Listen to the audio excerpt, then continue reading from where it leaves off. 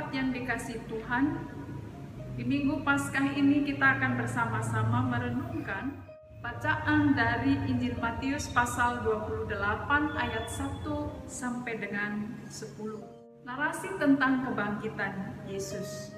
Teks ini menarik untuk kita perhatikan dan saya ingin mengajak kita memulai untuk melihat dua keterangan yang penting dari bacaan kita.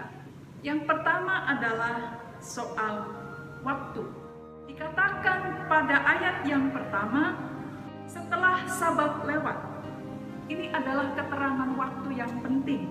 Kalau kita melihat mundur, Yesus wafat pada hari Jumat, lalu harus melewati satu hari yang disebut dengan Sabat.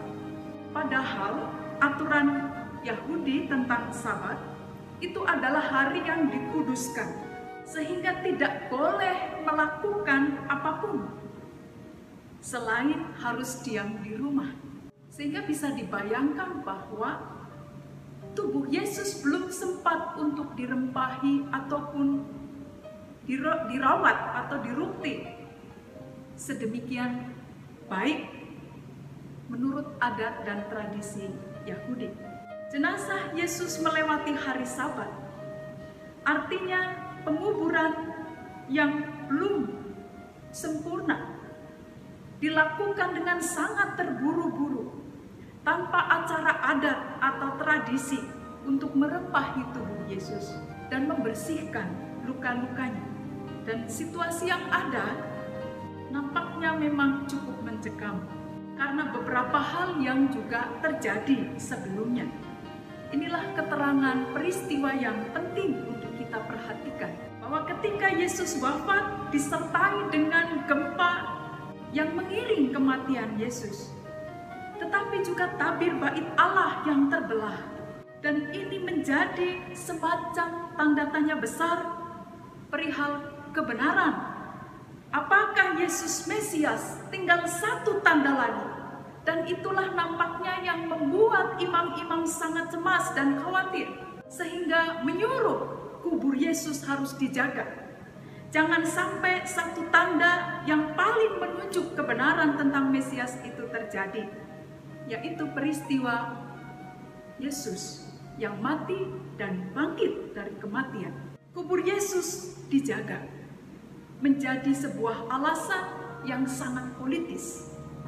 Ada ketakutan di kalangan imam-imam kalau sampai murid-murid mengambil dan mengatakan bahwa Yesus itu bangkit, maka persoalannya bukan peristiwa Yesus yang mati yang lebih berbahaya, tetapi peristiwa Yesus yang bangkit itulah yang jauh akan dianggap menjadi berita besar yang berbahaya. Itu sebabnya kubur Yesus dijaga. Bagian yang kedua yang menarik untuk kita perhatikan adalah respon para perempuan. Maria dan Maria yang lain menjadi bagian penting dalam teks ini, seolah-olah menjadi orang kunci yang akan menentukan kabar berikutnya tentang peristiwa kebangkitan Yesus.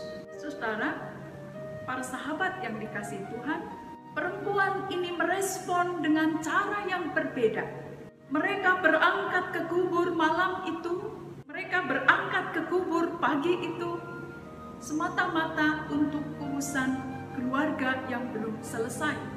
Sebab mereka tahu bahwa Sabat yang terlewat itu tubuh Yesus sama sekali belum dirempahi.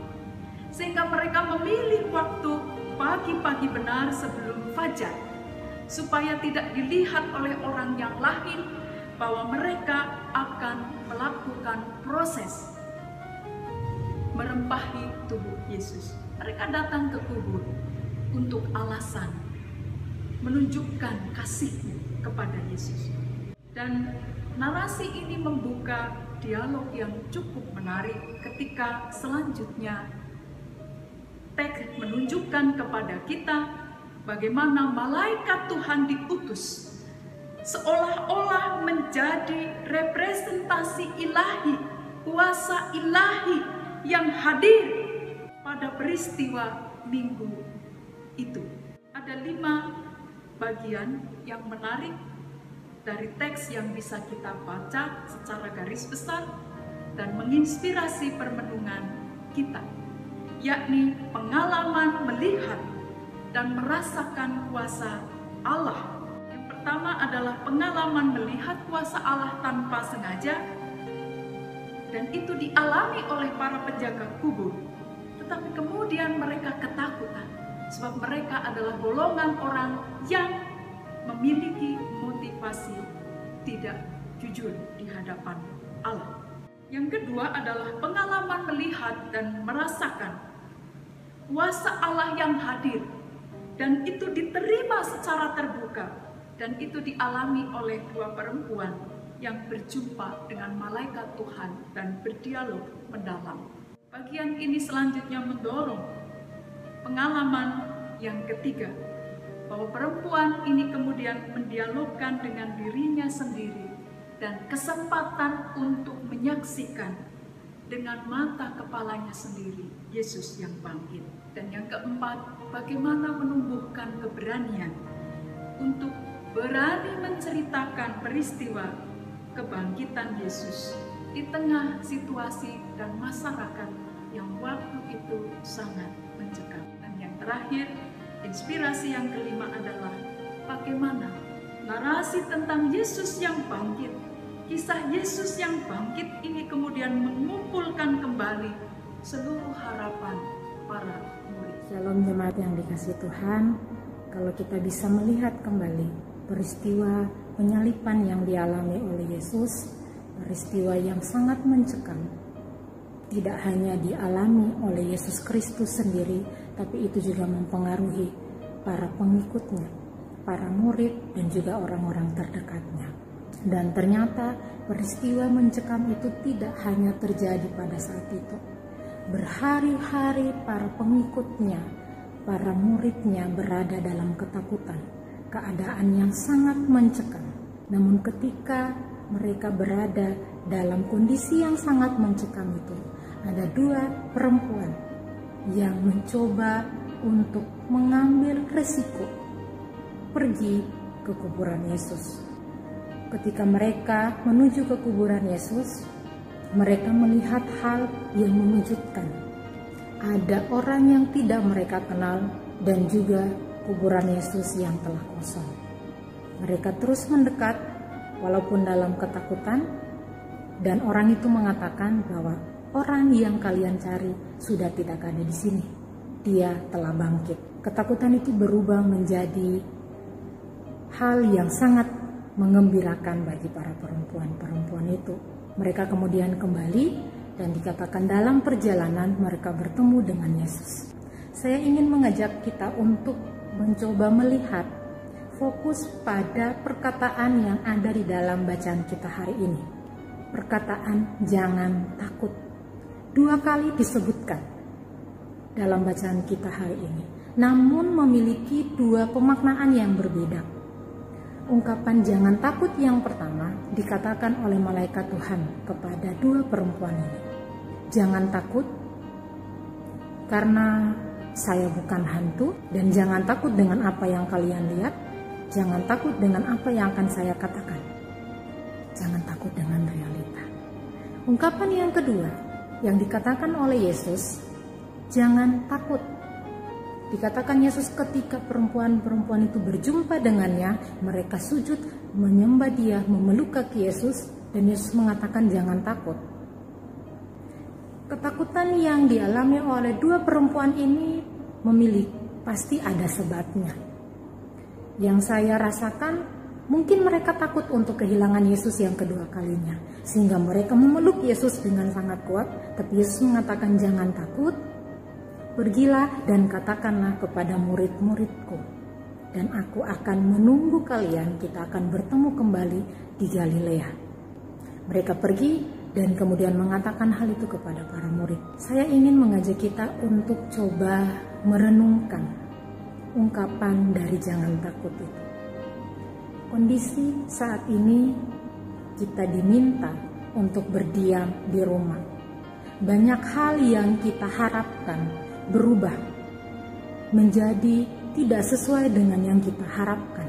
Harusnya kita bisa berada di sini, kita bisa melakukan ini, kita bisa menghasilkan ini, kita bisa berjumpa dengan keluarga kita bisa bertemu dengan teman-teman kita di kampus. Itu semua tidak terjadi. Ditambah lagi semakin mencekam karena kondisi wabah COVID-19 ini korbannya masih cukup tinggi. Kenyataan itu membuat kita semakin takut. Kita belajar dari dua perempuan ini, berani melihat realita. Jika saat ini apa yang kita harapkan tidak sesuai dengan realita, mari kita mencoba untuk menerima itu. Berani untuk menghadapinya. Dan ketika kita sudah menghadapinya, kita belajar dari dua perempuan ini. Karena ketika mereka keluar dan mengambil resiko pergi ke kuburan Yesus, mereka kemudian mendapatkan berita yang penuh dengan sukacita. Yesus telah bangkit. Walaupun kita hanya di rumah, kita bisa melakukan apa yang bisa kita lakukan. Menerima kenyataan, dan ketika kita bisa menerima kenyataan itu, mungkin di balik kenyataan yang tidak sesuai dengan yang kita harapkan itu, tersembunyi pesan dari Tuhan yang penuh dengan sukacita. Contohnya, kita mengeluh, meratapi dengan kondisi saat ini. Apa yang kita dapatkan ketika kita terus mengeluh? Omset yang semakin menurun, liburan tapi tidak bisa berkumpul bersama keluarga. Jika kita terus mengeluh dan mengeluh, apa yang kita dapatkan? Tapi ketika kita coba menerima kenyataan itu, mungkin saja kita bisa mendapatkan pesan yang menggembirakan itu. Ada hal lain yang membuat kita bisa bersyukur.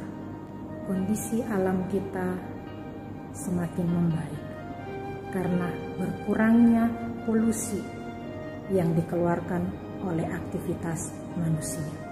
Mencoba mencari pesan Tuhan di balik realita yang mungkin saja tidak sesuai dengan yang kita harapkan.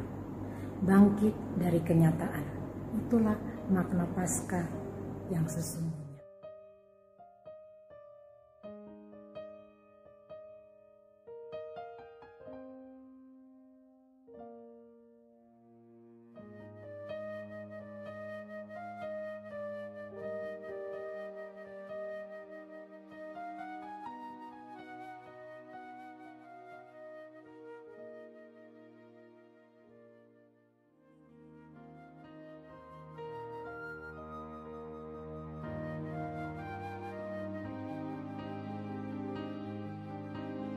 Sahabat yang dikasihi Tuhan, bahwa Paskah itu terjadi di saat hari masih gelap. Perempuan-perempuan hadir di waktu gelap itu, dan dia melihat suasana yang masih betul-betul gelap. Dan disitulah peristiwa Paskah terjadi. Paskah, kebangkitan itu terjadi dalam suasana yang masih gelap. Tetapi terang itu kepastian. Walaupun suasananya gelap, tetapi terang adalah sebuah kepastian. Dan Paskah pagi yang biasa kita jalani di gereja, di ruang terbuka seperti ini, mengingatkan kita, datang di saat gelap, suasana yang masih gelap, namun dengan penuh keyakinan, ada terang yang pasti akan hadir dan muncul. Itulah yang akan menjadi energi dan semangat kita menjalani kehidupan ini. Sehingga kita terus senantiasa bersemangat, berbagi kehidupan, berbagi hati, berbagi semangat untuk siapapun. Kiranya Tuhan memberkati kita semua. Selamat Paskah, Tuhan memberkati.